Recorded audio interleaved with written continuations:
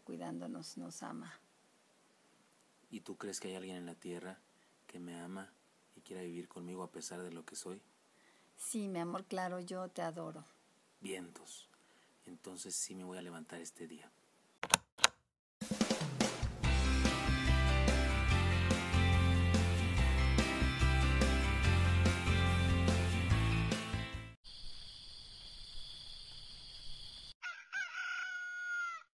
Ay, mi vida.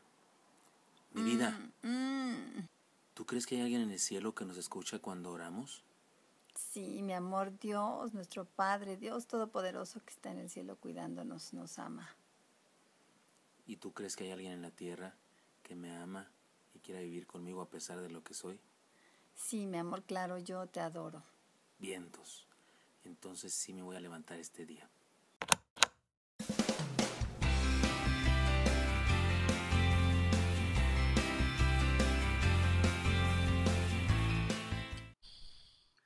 Dios les bendiga, hermanos, quiero saludarlos en este martes 27 de octubre. Soy el pastor Gilberto Gutiérrez de la Iglesia Bautista Orar de México, DF. Me da mucho gusto estar con ustedes. Estamos aquí para meditar ahora en 2 de Crónicas, capítulo 30, versículos 10 al 12. Recuerdan ustedes, iniciamos una miniserie el día de ayer que se llama Reformar para Triunfar. Es Ezequías, el rey, empieza con una reforma muy grande, restableciendo el culto en el templo, limpiándolo, trayendo a los levitas, sacerdotes, de nuevo al ministerio, y ahora se propone hacer una celebración de la Pascua como nunca se había celebrado, o como hacía mucho no se celebraba en el pueblo hebreo. El reino está dividido, el reino del norte, el reino del sur, Judá. El del norte le llamaban Israel. Él manda cartas y mensajeros que lleven las cartas. Incluso invita a los de Israel que han sido como enemigos durante algunas épocas. De repente han estado como aliados, pero de repente como enemigos. Son el reino de Judá. En Judá está Jerusalén, donde está el templo. Los del norte se han hecho su propia religión, adorando a los Baales, y se han hecho sus propios estatuas y lugares de adoración.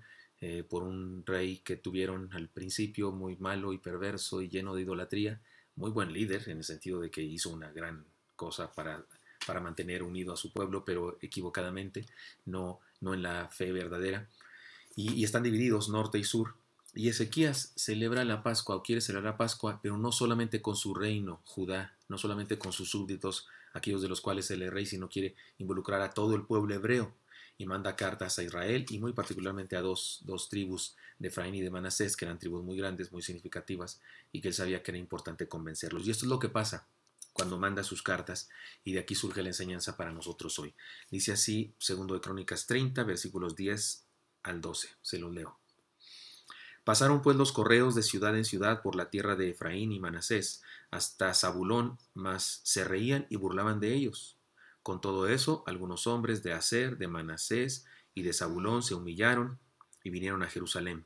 En Judá también estuvo la mano de Dios para darles un solo corazón para cumplir el mensaje del rey y de los príncipes conforme a la palabra de Jehová. Esto es lo que sucede. No vamos a leer más. Iban los correos, es decir, personas posiblemente relevos en caballo llevando esta información. Posiblemente la leían en los pueblos, en las plazas, qué sé yo, de diferentes maneras llevaban esas cartas, seguramente llevaban varias cartas, algunas las dejaron ahí con los líderes, con los patriarcas, con los príncipes o la gente principal del pueblo, los de Efraín, los de Manasés y los de todo Israel, y fueron por todo el reino de Israel, no solamente en Judá, que era su reino de Ezequías, sino el reino de Israel, el reino del norte.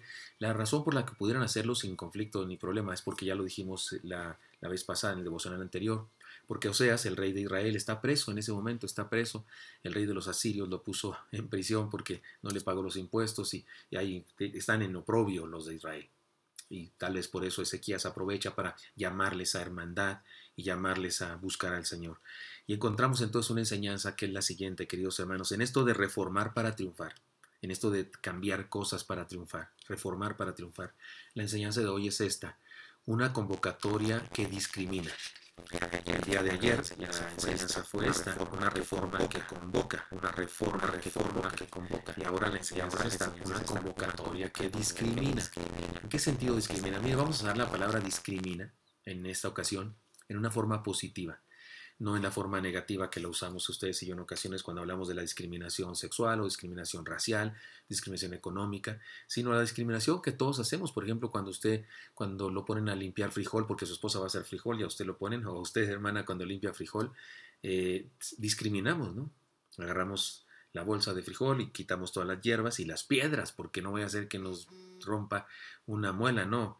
Cuando comemos frijol y se nos atraviesa una piedra, que no era frijol, era piedra, eso es discriminar, distinguir, poner unas cosas en un lugar y otras cosas en otro lugar. El Señor nos contó una parábola de discriminación.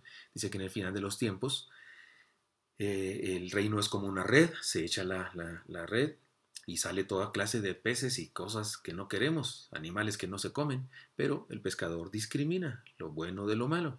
Dice que en el final de los tiempos también el Señor discriminará las ovejas verdaderas de los chivos saltones, y unos se dejará entrar a la vida eterna y a otros no. Es discriminar en sentido de escoger o de probar a las personas de acuerdo a sus ideas, su pasión, su entrega o su falta de ella.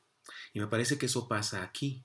Llevan una carta invitándola a celebrar la Pascua en Jerusalén, en Judea, por supuesto. Los de Israel tenían que venir acá, que originalmente era un solo reino. Recuerdan, David tenía un reino completo que incluía las 12 tribus, pero a su hijo se le dividió y en un lugar en Judá quedaron dos tribus, la tribu de Judá, en Judea, la tribu de Judá y de Benjamín, la pequeña tribu de Benjamín, y en el otro lado, en la otra región al norte, quedan todas las otras 10 tribus. Pero son el pueblo hebreo unido, todos son descendientes de Abraham, y por eso Ezequías quiere unirlos en esa celebración. Manda la carta y bueno, algunos se burlan de los mensajeros. Por eso, 3 cosas que decir con respecto a esto. Una convocatoria que discrimina. Primera cosa, siempre habrá quienes rechacen. Siempre habrá quienes rechacen. Cuando un líder convoca, cuando un líder comparte una visión, desarrolla un proyecto con una comunidad determinada, siempre habrá quienes se burlan, quienes no están de acuerdo, quienes se ríen, quienes rechazan. Incluso habrá chismosos que comienzan a hablar en contra de la visión. Incluso, es triste, pero eso pasa incluso en las iglesias y en cualquier lugar, en cualquier empresa, en cualquier grupo de cualquier tipo. Siempre habrá alguien que rechaza. Incluso habrá quienes trabajan en contra de la visión, misión y metas del grupo. Eso es terrible, nefasto. Si los encontramos deberíamos quitarlos de ahí, pero a veces no los encontramos, o a veces como iglesia debemos tener tolerancia y gracia, incluso para con los que hacen eso. Pero siempre habrá quienes rechacen. En segundo lugar, siempre habrá quienes acepten. Perdón, voy a decir una cosa más. Siempre habrá quienes rechacen. No te desanimes. Siempre habrá quienes rechacen. No te desanimes. 2, siempre habrá quienes acepten. No te ilusiones desmedidamente. El texto dice que con todo eso, algunos hombres de Aser, de Manasés, y de Zabulón se humillaron y vinieron a Jerusalén. Hubo algunos que dijeron, vamos, aunque sean los del reino del sur y que hemos estado peleados con ellos en ocasiones, cuando hubo guerra mataron a mi abuelo, los de allá, qué sé yo, se humillaron y fueron. O sea, olvidaron cualquier rencilla o cualquier cosa y fueron, se humillaron. Siempre habrá quienes rechacen, no te desanimes. Siempre habrá quienes acepten, no nos ilusionemos desmedidamente. Y en tercer lugar, siempre habrá un milagro de Dios que nos una para cumplir su plan. Siempre habrá un milagro de Dios que nos una para cumplir su plan. Entonces hagamos lo que nos toca y dejemos que Dios haga lo que sabe hacer. El texto dice, en Judá también estuvo la mano de Dios para darles un solo corazón para cumplir el mensaje del rey y de los príncipes conforme a la palabra de Jehová. ¿En qué sentido también estuvo? Que la mano de Dios estuvo con los mensajeros y estuvo con aquellos que aceptaron. Incluso la mano de Dios estuvo con los que rechazaron, pero ellos no aceptaron la mano de Dios. Ellos no aceptaron, eso es maravilloso. Dios puso su mano, puso la influencia de su Espíritu Santo para convencerlos a todos, pero algunos rechazaron. Algunos aceptaron, pero ahí estuvo la mano de Dios, y dice que también estuvo la mano de Dios en Judá, y todos los de Judá unidos. Esto sí fue unido, todo el reino de Judá se unieron en la celebración de la Pascua. Entonces, siempre habrá quienes rechacen, no nos desanimemos. Siempre habrá quienes acepten, no nos ilusionemos demasiado. O sea, así como que, uy, todo pasó. Mejor, siempre esperemos un milagro de Dios que nos hará cumplir unidos su plan.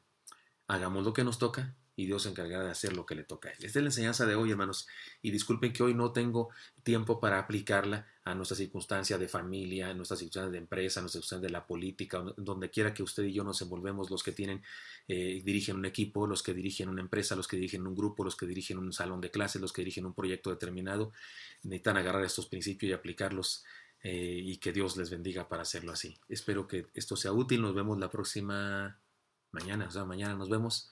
Le deseo lo mejor. Señor Santo, bendice a mis hermanos y hermanas y te pido que hagas de nosotros los líderes que tú necesitas. Te lo pedimos en Cristo Jesús. Amén. Hasta mañana, hermanos. Dios les bendiga.